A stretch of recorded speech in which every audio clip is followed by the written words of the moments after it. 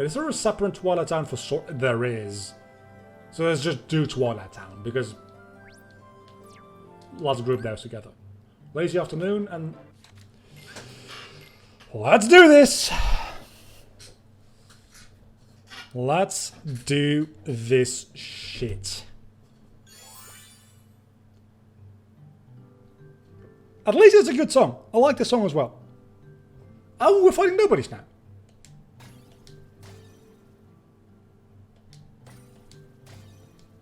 Immediately we're fighting dancers, which are probably one of the most annoying nobodies, which belong to one of the most useless organization members. I shouldn't say that about the Master of Masters.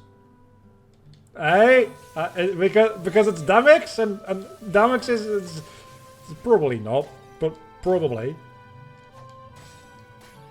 I don't know, it's either Damix or Sora at this point. I will, those are the only two answers I will accept. Damix or a time-traveling Sora. Or just a separate new character. But then why make such a mystery out of his identity? Because at this point, they're just kind of fucking with us with like the Remind cutscene. Where they literally just cut out the name. They only do that when it's already a character that we know. So it's Sora, or it's whatever the anagram of Damix is. And out of that, I am leaning a little bit more Sora at this point than I am Damix, which is insane.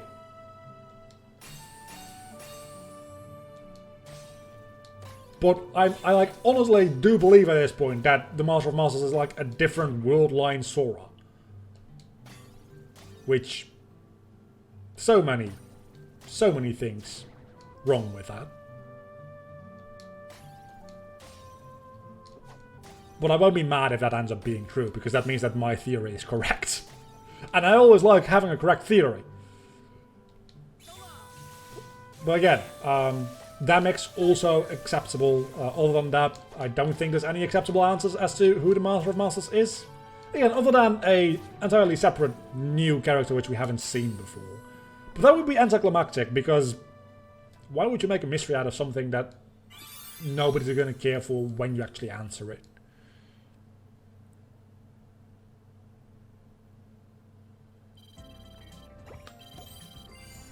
Honestly, the Master of Masters being a physical manifestation of Kingdom Hearts isn't unlikely either. Or it's just Nomura. The Master of Masters could just very well be Nomura. Also would not surprise me. Because Kingdom Hearts is light. We all know this, right? Kingdom Hearts is light. Well, Kingdom Hearts is light and darkness. But for meme purposes, Kingdom Hearts is light. And it's heavily implied that the Master of Masters is fighting the darkness, which would presumably put him on the same side as Sora. So maybe he is a physical manifestation of Kingdom Hearts. I was going to say he disappears around the same time that Kingdom Hearts does. And maybe that is true. But maybe it's not. I don't think that is true. I would need a little bit of time to think about that theory. But it's honestly not an implausible theory. I know you're probably just kidding, but I honestly think that it could be like a direction to go with Master of Masters, him being a... Just like darkness in Union Cross is a physical manifestation of darkness as far as we understand right now anyway. Or Ava, or both, somehow. Just like the Master of like darkness is a physical manifestation of darkness, we could have something similar with the Master of Masters and Light, or Kingdom Hearts. Because he does seem ridiculously powerful, so just being a manifestation of light would presumably not make him that powerful, but if he was like the embodiment of Kingdom Hearts, that sounds pretty damn powerful, not gonna lie. Unlikely that that'll end up being the answer, but I like it as a theory. I do.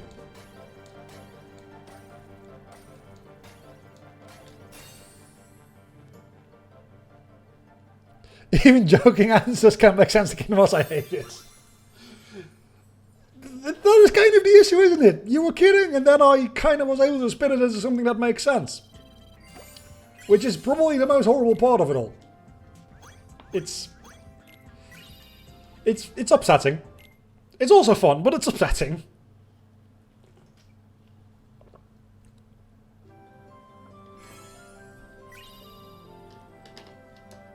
But the Master of Masters does also just bring people joy because he's Deadpool. Oh my god, Disney owns Deadpool. They could just make the Master of Masters Deadpool. Oh my god, I need that to happen. I've been saying the Master of Masters is Deadpool. I've even shown cutscenes of the Master of Masters to some of my friends who aren't into Kingdom Hearts, which are quite a lot of people, because my friends actually do have good taste. Sometimes. And asked him, like, does he remind you of anybody? And I pretty much always get Deadpool as a response, because the Master of Masters, he is Deadpool. And Disney now owns the X-Men. So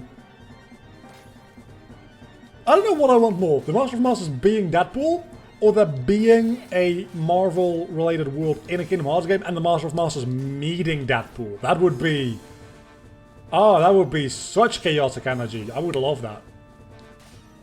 Can you imagine that? The Master of Masters just like chatting up Deadpool.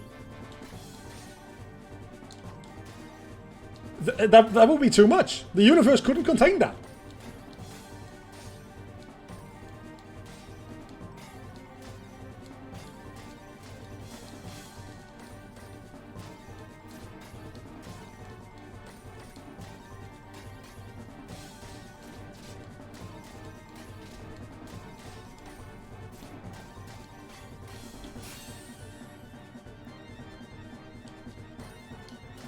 I'm trying to read chat, and that didn't work, and I also kind of forgot that I had to talk for like a minute straight there.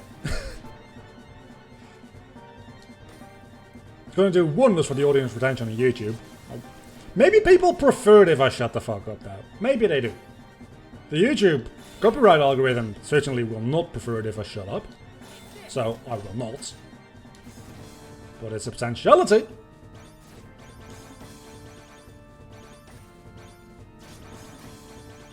This actually, even though it's just a matter of holding circle and then pressing X at the right time still, it's actually more difficult than it looks.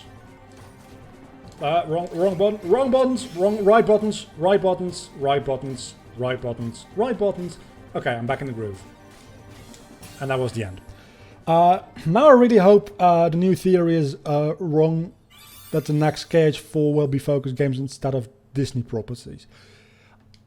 I would also very much like the idea of Kingdom Hearts 4 kind of ditching Disney to a certain extent and focusing a lot on Square Enix. It seems that, like Nomura was hinting at that with the fight against, what's his face, Yozora. The Yozora fight, like the background shifting and stuff like that, seem to be hinting at like a world line based on Square properties rather than Disney properties. But Sora as a character is owned by Disney, so that seems unlikely that they can ditch Disney, sadly. In Twilight Town, Roxas was supposed to be enjoying his last week of summer vacation. But he kept having dreams about Sora, and all sorts of strange, unexplainable occurrences started happening around him. Roxas ended up at an abandoned mansion where he remembered that he used to be a member of Organization 13.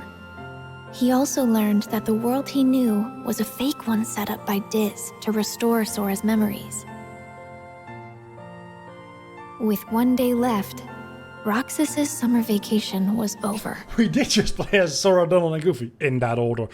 We probably should have been playing as Roxas there. That's a good point. I'm probably not going to play as any of the other characters, just keep playing as Sora, because statistically speaking, that's probably the best thing to do. Oh, I'm sorry for music. Statistically speaking, it's probably the best thing to just keep playing as Sora, right? Because all the teams have separate experience values, and why the fuck is Neverland over there? And whatever that world is. Wait, what is that world? Hold on a moment. What is this? Oh, A soaring melody. Of course it is. Of course it is. Yeah, so let's do this one as well, because it still is Twilight Town. And then we'll end it off for today.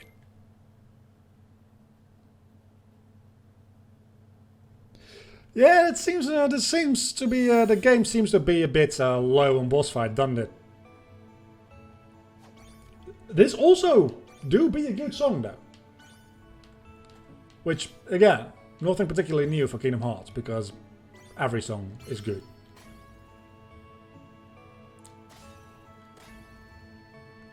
The Afternoon Streets. I never realized how good Twilight Town actually sounded compared to other worlds. Maybe because it's a lot more calm, and I do tend to prefer like calmer music a lot of the time. I've talked about that before, especially that's why I like to fight against Roxas so much in well, there's only one fight against Roxas ever. Because it doesn't have very like high energy music. It's got Roxas's theme, which is very slow and very calm. But you're playing it during a boss fight, and that just, I don't know, it makes the encounter feel so much more emotional rather than just being an epic showdown where we mash each other's heads in with massive keys, because frankly, that's just ridiculous, and you're never going to make that truly epic. But putting some emotional weight behind it with that music works way better. Like, Kingdom Hearts can have epic moments. When you fight giant enemies like the Rock Titan in Kingdom Hearts 3, that's a pretty epic moment. But like a one-on-one human-sized opponent, just no. Those have to be motivated by characters. Those cannot be interesting set pieces, at least not in Kingdom Hearts. Even the fight against Xehanort isn't an interesting set piece at all. It's the circumstances that make that a interesting and fun fight. Also the fact that you're fighting that entire fight pretty much mid-air. The moment you leave the floor in that fight, not the data battle you do not want to be in mid-air, but the moment you leave the ground in that fight against Xehanort with the Keyblade, with the Axe Blade, like the final Xehanort fight in Kingdom Hearts 3, you do not hit the floor again. At least I don't. It's a long way from the Kingdom Hearts 1, which was a lot heavier in its combat.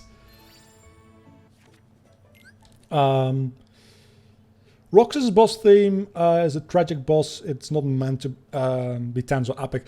The Xion boss, same thing, right? The Xion boss is actually a good middle ground there, because it does have a bit more of a energetic feel to it. But it's also a very emotional fight, and that one is very big, but still not a very like particularly interesting set piece, because you're just mashing your Keyblade into Xion's abdomen for some reason in front of the clock tower, which isn't particularly epic, because it was a DS game, admittedly.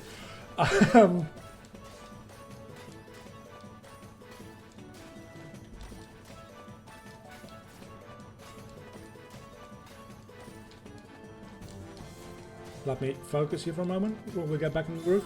So, I do think that obviously you don't want to do every fight with emotional music like that. A lot of the fights you do want to be pumped through the music. But I always appreciate fights where there is an emotional tone to the music. As long as it fits with the themes of like those characters facing off.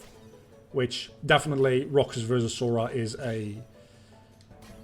it's a very sad moment, because you know both characters at that point, and you don't want to really root against either of them, because they're both nice guys, and it's an interesting proposition, for sure. I need to get my shit together, because I am doing horribly.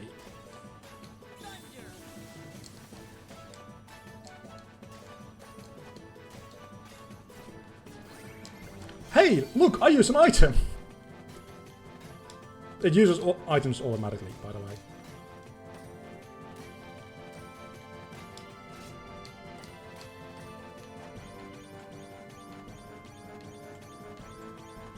again, this is a real good way to build up that chain. No, okay, I lost the chain. And that was that.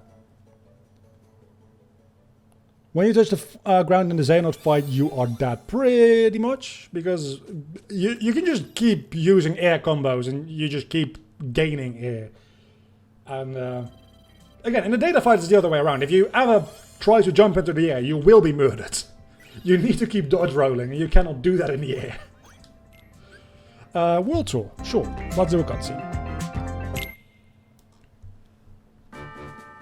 Sora finally awoke and found a message written in Jiminy's journal.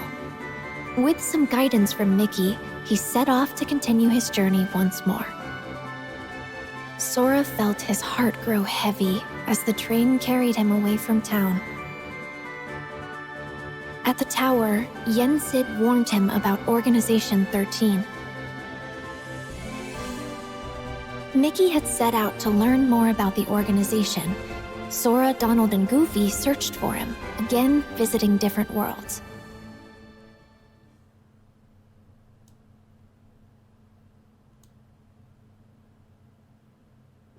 Message is wrong, I should be blaming Amane. Yeah. Also, I still do not subscribe to the whole you will forget everything that happened in this castle if I restore your memories of Kingdom Hearts 1, because you still can, like... You can change his memories.